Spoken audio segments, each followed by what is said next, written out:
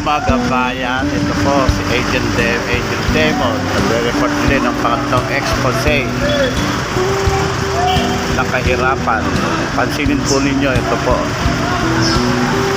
Ayan po, ang mga hindi na mabilang na natutulog sa kalye. Sabi nga, buong mundo,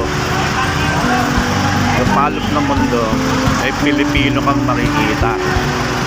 Pero ngayon, buong Pilipinas may natutulog sa bangketa kang makikita. Ayan po ang ano lang, pasimula ng kahirapan ayon sa Bible na ina-expose ko. Ayan po, pati aso, wala na rin matulugan sa panahon ngayon. Kung anong walang trabaho, kahirapan. Ayan po, oh. Nakikita nyo, para kang dayuhan sa sarili mong bayan. Bayang Pilipinas.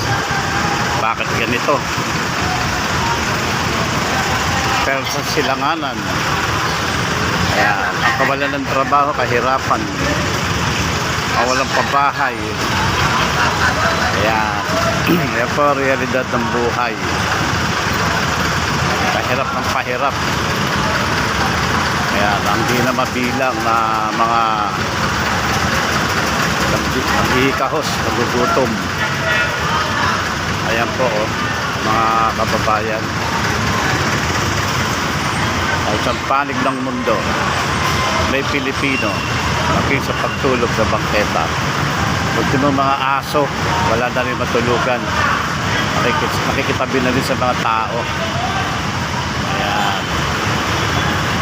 Talagang wala pang gobyerno nakapagbibigay ng kasiyasiya sa mga tao. Kaya kahit umikot po kayo sa Pasay, sa lugar, mga Ermita, Malabon, Baclaran, makikita nyo ang sangkaterba na tutulog. Ayan po. Ayan, pamilya na ang natutulog. Dati sa simbahan lang. Ngayon, ito na rin sa bangketa. Ayan.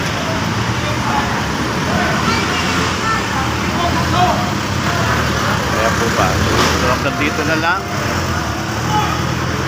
ang aking expose. Maraming po salamat. Subscribe pa YouTube channel. Salamat po.